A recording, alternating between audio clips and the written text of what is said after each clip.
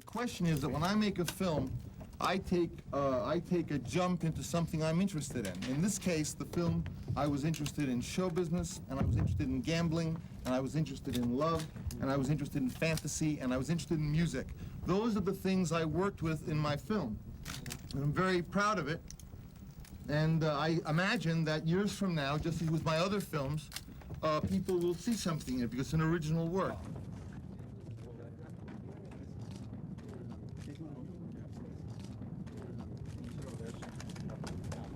Are you in agreement with Paramount right now concerning the distribution and release of this film? Get the question again? Is there an agreement with Paramount on this film as to its...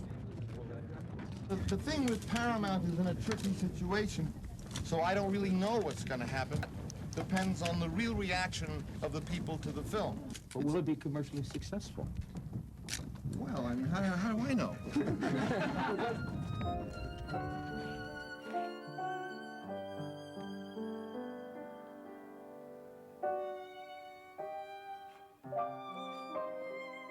This is the strange tale of One from the Heart.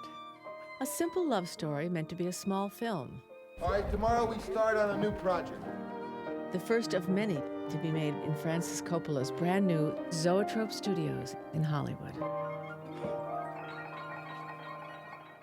As an outgrowth of Francis's experience in Apocalypse Now, where they went off to the jungle and in all that well-publicized stuff of the typhoons and actors getting ill and heart attacks and everything, he thought to himself that there must be an easier way to make films, and of course an easier way, to a large extent, was the way it used to be in this town in the 30s and 40s.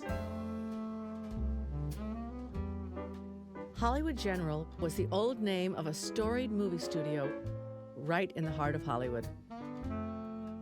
At the time, there was not one shooting company here. It was totally vacant. And Francis walked from the front gate to the back gate. And when he got to the back gate, he turned around and he said, "I'll buy it."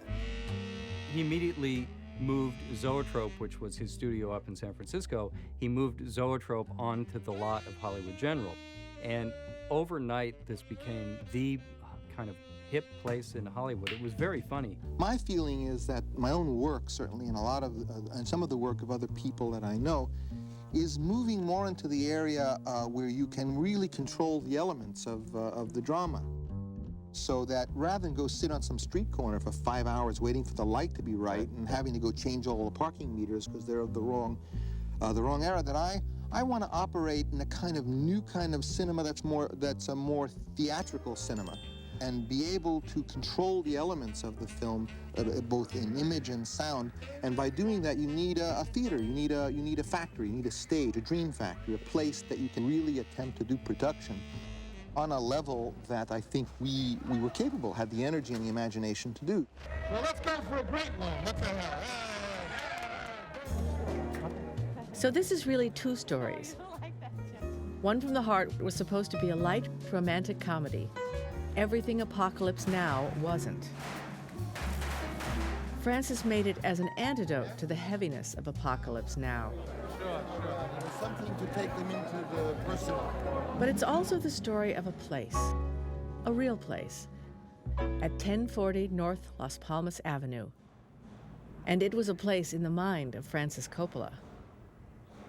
He called this the War Room. These are the ultimate sound stages, everything you could possibly conceive of in a modern soundstage. This and this are going to be our new recording stages. Isn't this a fun toy? An underground soundstage, so that when the bomb comes, we can make movies? Yeah. And the rest of the world can go to blazes. Isn't this great? This is May West. You must have a home. You must have a place that says, 8 o'clock, we're all coming and we're going to do it. And after this picture, we're going to do another picture. And that you are developing new talent and you are making use of the old talent, and that it is a community. I was 22 years old when I was hired at Zoetrope. I was hired to answer the telephones in San Francisco. I make most of the major policy decisions for this place. Within a year of starting at Zoetrope, I was living in LA, I was working on the film, and was seeing all this incredible stuff going on. Every minute is an experiment. Once you take this turn, that's it. After I know, then you have to have a movement to cut in the movement. Francis's idea was to try on a small scale to bring back the old studio system, whereby you have actors under contract and certain craftspeople and artists of a variety of experiences, and we all get together in one confined area to make film.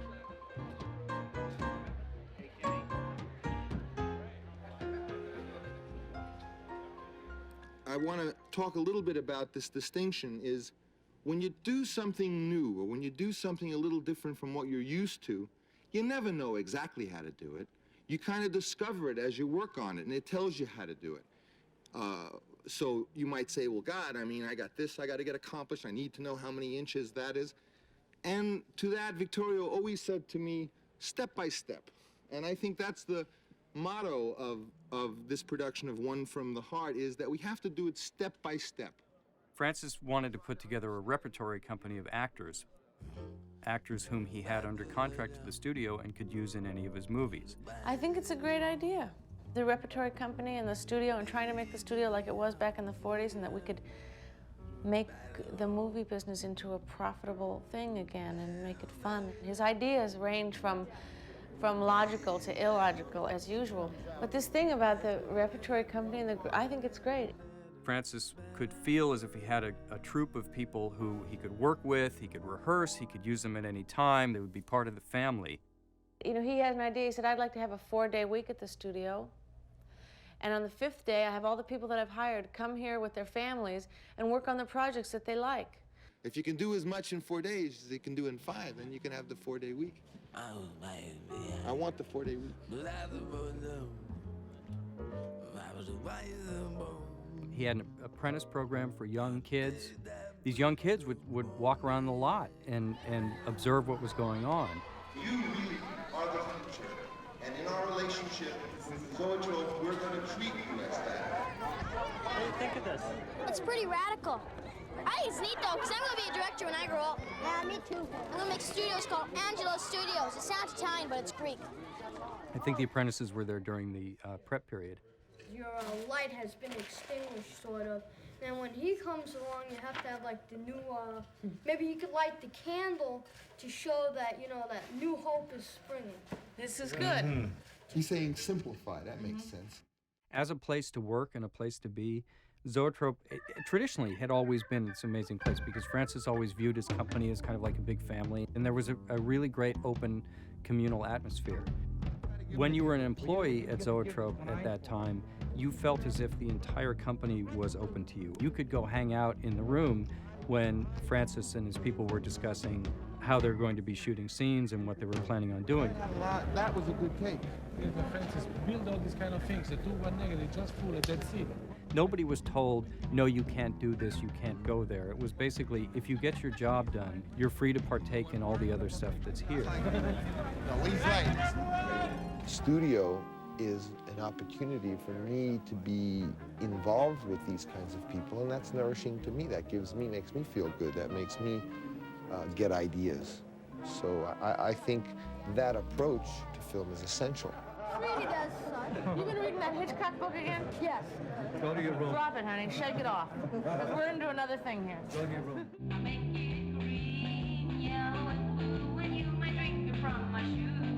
There was a party every Friday night during the shooting of One from the Heart. At about 4:30 or 5 in the afternoon, the limos would start lining up outside the studio. On whatever stage they were shooting that day, they would have a big party. It was absolutely a who's who of Hollywood. Antonio, Man, I'm trying to wash my he's clothes. going to ask him for some change for the I want laundromat. to wash my face. It was an odd place. There was a lot of stuff going on. I mean, it's a real luxury to be able to rehearse 3 months. So as soon as I get up, we can have a confrontation. But it's good that To work on any character that long before you actually go before the cameras. Well, you're breaking the law. Fuck the law. I'm pissed off. Oh, no! You're gonna put her down. I'm gonna have to use this. Don't use that, Ray. Will you get the hell out of here? For her to come out of the store to talk to you, she had to have liked you. We rehearsed on top of a bar called the Kit Kat Club, across the street on Santa Monica Boulevard. We would take our lunch breaks and watch Dean Tavallara's remarkable sets being built. The scale of the film grew larger by the day. Francis always talked about it as being a contained movie and a small movie. I'm not sure what exactly happened, but at some point that idea had just gone out the window because, he kept building more sets. Before too long, every stage on the lot had a set under construction. One from the Heart occupied pretty much every inch of Hollywood General Studios and an airport set built in a parking lot. This is going to be a miniature billboard advertising the Sands Hotel in Las Vegas. Photographic blow-ups for stage 3 and 8. They'll be colored in, and then we'll make, superimpose neon and lights over all this stuff. But it's going to cost a bundle. And anytime you're working with downtown Las Vegas, it's a hassle.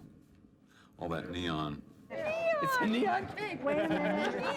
I have to make a wish? Yeah. The truth is, yes, I did make an offer on Pinewood, and no, I'm not going to sell Zoetrope to do it because I want to connect them by satellite. Imagine high-resolution cinema that is beautiful. I'll blow it out. It's pure energy. I'm trying to develop the means by which I can make the films that I'm imagining in 5 years. You will put this, In the electronic cinema department, Francis was always experimenting with way-out concepts. and you push a button, you would... I have a research department in my company. We do some interesting things. And what I want to do, I think, is I want to walk around while I'm listening to the soundtrack, walk around all of these storyboards, sort of like this, come in here as I'm hearing the movie, and let's say these all have numbers on them, and then be able to say 13, 14, 13, 15. More or less editing the movie with the spatial representation walking all the way around. People can take this unit, which is a disk storage, which holds all of those images in the electronic sense, and arrange it so that you're able to call up those images that are on the board right into the tape. So you can push a button at any time and say, show me the movie as it is now. Right now it's just drawings, but maybe in another 2 weeks, we'll do a scene in front of a blue backing. Years later, pre-visualization, as Francis called it, would become a common process in filmmaking. Ultimately, as we sophisticate the principles that are in this, you'll be able to synthesize a movie in prototype form. The mood of the studio was exuberant. Rehearsals and pre-production had been going on at this point for many months. But the studio's finances were precarious. Even if the cast and crew didn't know it, at least not yet. Shooting was scheduled to start in February, but some crucial German bankers had backed out at the last minute. Once again, Francis had to raise cash in a hurry. He took out a series of personal loans, putting up his home in the Napa Valley as collateral. I'm going to keep going ahead. As they say, when the extension cords are struck too long, then the power will be shut off. But I'm not going to stop at this point. Why should I? I got it all worked out. The actors are ready to do it. Thank you. We began principal photography on the 2nd of February. Anyone in this business with any kind of experience has got to evaluate that as being at least reckless because we didn't have the funding to last 1 week. If you want to start, my feeling is just start and follow your heart. And it's not that I'm a risk taker, it's just that once we're making the film, we don't want to stop. And we sort of, maybe in a naive way, think that, oh, it'll all work out. We had the confidence that the determination of the people was a crescendo that we could not dissipate because of lack of money. That's what you gotta do. This is it. It's the big night. All your dreams will come true. Good evening again, everyone. A melodrama is currently playing itself out in Hollywood that, for sheer emotionalism, rivals anything put on film. The embattled figure in this drama is director Francis Coppola, who once again finds himself waging a war to keep his dream financially afloat.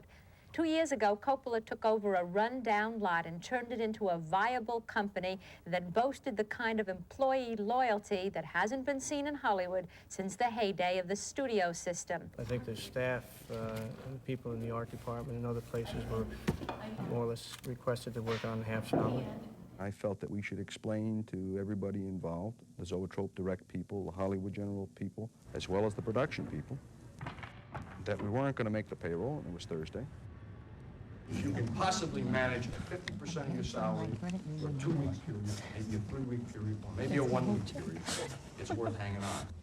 Well, they responded in an incredibly supportive way. In fact, for a minute, I almost thought I was being put on because they were saying kind of corny, non-jaded things that you don't expect to be said in this town.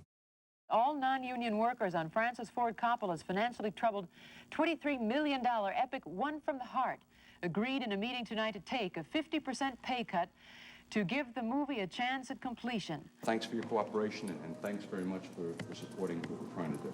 All right. Then everybody said, no, we don't want to leave, let's go, and they all applauded. Yes. And then one of the assistants came up and said, all right, come on, let's go, time is money. And I said, no, time is just time now. Francis was literally in tears when I told him about it, and it was a very, very touching experience. There's almost a bulldog tenacity about the whole studio and Francis, and the tougher the spot we got, the more determined we became. A Canadian oil and real estate tycoon named Jack Singer invested $1 million with an option to invest more. Jack Singer proved to be a guy that, when we did some investigation, was worth a lot of money. I've had fighters, I've had newspapers, I've had horses, set world's record. Didn't bat an eyelash when we mentioned $8 million. I could lose 300,000 or $1 million that day and not say a word. If you want to invest in this film, you get yourself in your Rolls Royce and come up here. So he did come up here with his entourage of people. And I like rich people. We are very, optimistic that Monday morning when you come to work, we'll have a check for you for last week. We dodged the bullet. But the war wasn't over. Jack Singer invested several $1 million in the film, and that allowed the shooting of One from the Heart to continue for 5 more weeks. I'm a big star now. But the leveraged financing of the film put the studio itself at risk. Jack Singer, as a key backer, would be in a strong position to get control of the valuable real estate if One from the Heart failed. By law, in many states, all commercial films must be shown in a private screening to the theater owners many months before the film opens. These special blind bid screenings take place long before films are finished, and they can look pretty rough and incomplete. Take one, marker. Hello, I'm Francis Coppola, and we're about to show you a colored dupe of the work in process on our next film at Zoetrope Studios, One from the Heart. In several cases where music and story come together, none of those effects are yet in the picture, and so the sequence is a little bit puzzling, to say the least. Home again, Saturday morn. Never gets up before noon. We know that you're used to looking at films in this condition, and we hope that you'll imagine what the final result will be like. Thank you very much. These screenings are supposed to be strictly private, but there was so much media focused on Francis and the film that word leaked out, and some members of the press reported that One from the Heart was a disaster. Paramount was going to release the film, but now their executives were growing nervous as the media began their predictions of doom. It's very hard to work when every day there's another crisis, and I'm supposed to be directing a picture. Francis was against the wall. I do think it's a tradition to allow people to preview a picture without writing reviews, and I got so angry that it is now impossible that I said, let's preview it in New York in the Radio City Music Hall so there'll be enough seats. Paramount may now pull out of the project. Theater owners say they don't know who will distribute the picture. The future of One from the Heart may now depend on what Friday's audience thinks of it, which, says Coppola, is the way it should be. That January day in New York was so cold, Francis had split pea soup served to all the people lined up buying tickets for the preview. One from the Heart. Mr. Coppola's new movie that everybody is talking about and has had so many problems, and we're very curious to see what it's all about. We're going to see One from the Heart. We're from Chicago, and we were fortunate enough to get tickets. I just came to see a film before it's been reviewed. The soup is very good. We do anything for pea soup. Here's a movie that cost a lot of dough, that even before it was finished had this terrible reputation. I'd like to see it before Paramount badly distributes it. And I think the public should have a say before a distributor makes a decision as to how a film would be distributed. Better to just show it and take what, you know, it deserves. I love that pea soup. That pea soup. That pea soup, boy, it's great. They haven't let the people in the house yet. They have, yes. Well, they have.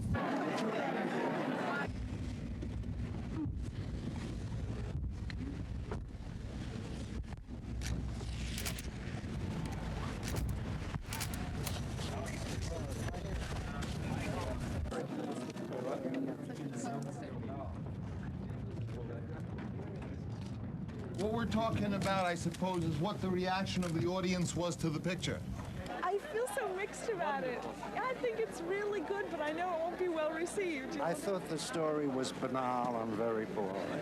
First time in, say, 10 years that I've seen the sort of thing that excited me about trying to bring theater and movies together. How many people did you talk to? About 14, 15. And how many didn't like it? About 13. Who were all those people who liked it out there? It was a lot like having dessert for about 8 courses. It was beautiful. It was beautiful. But sometimes you wanted to die.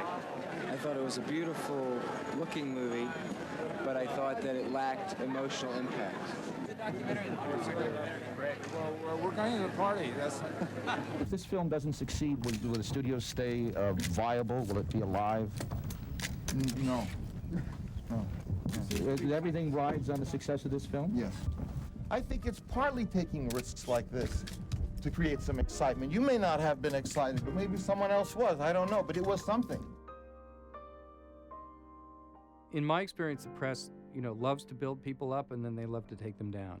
What is everybody after about you? When you're trying to do something truly unusual and from your heart, and you're trying to reach everybody, you always run the risk of someone looking at it quickly and saying, well, I don't care for that. Just like a picture you might see, or some food that you don't like the first time. And then after a while, the picture becomes more beautiful to you, or the food, like raw fish, which you hated the idea about, later on you enjoy and think, well, this is wonderful. This is sashimi, I mean, once you get up there, then either you have to go way up to get positive attention, or you have to fall down and get the attention for that. So there really was a sense that the press was gunning for Francis. Since I don't have any money, really, to speak of, I use what little I have to try to get to the point where we can have our own studio, where we can make films like the films we've made over the last 12 years, all of quality, like this film is too, and I'll stand by this film over the time, because I know what went into making it.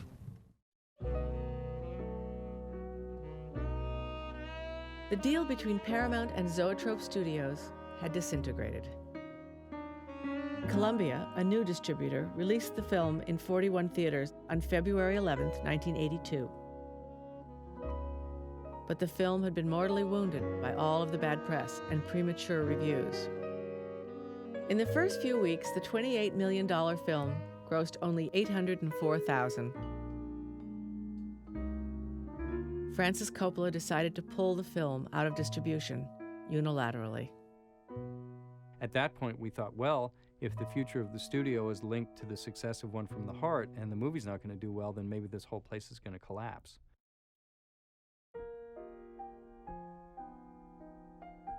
I knew that things were bad when, when they started to take the equipment away.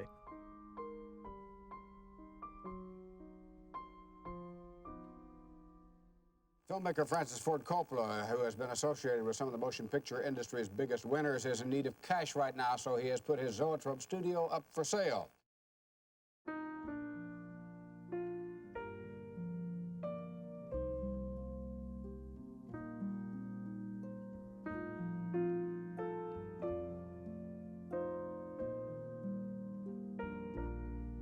It's ludicrous not to pursue the highest possible thing you can imagine, the biggest possible thing you can imagine, the best possible thing you can imagine, even if you run the risk of losing it all. Ready? And.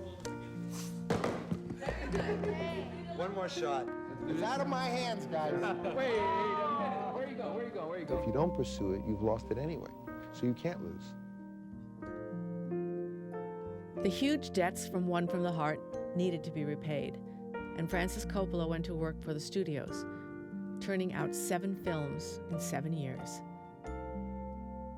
Francis says he spent his 40s working off the debts from One from the Heart. The fact is, it didn't collapse. For all the problems that were present, the studio managed to endure in some form or another.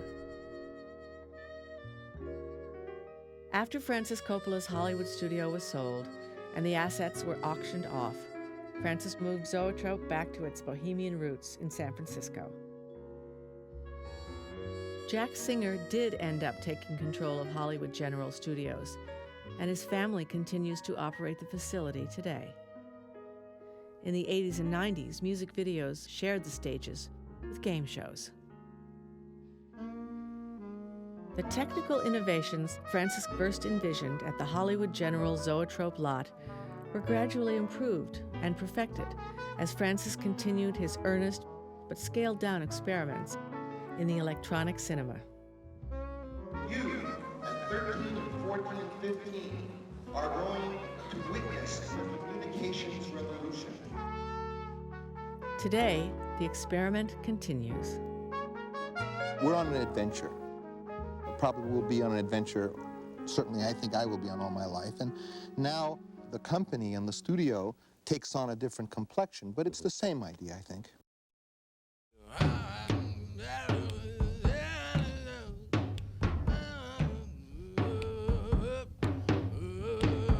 Now we want to move these things. So call in.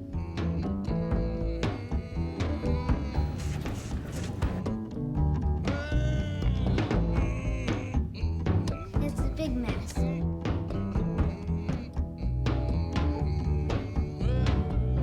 They're taking this plane away tomorrow.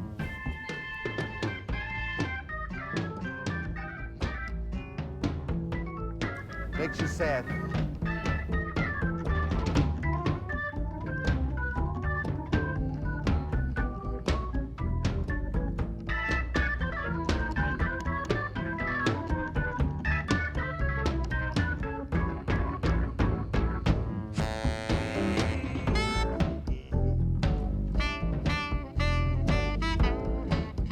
I like to work on One from the Heart. It's sweet, you know? But everybody else is breaking my balls all the time. Ow!